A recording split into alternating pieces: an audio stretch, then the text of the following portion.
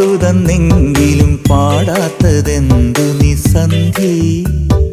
കുടമുല്ലയായി ഞാൻ പൂത്തു നിന്നെങ്കിലും അറിയാത്തതെന്തു നീ കാറ്റേ? ഒരു വാക്കിലാഗ്രഹമെഴുതാൻ, ഒരു നോക്കിലലിയാതലിയാൻ വീണ്ടും പാടൂ പവിഴാധര സന്ധ്യേ.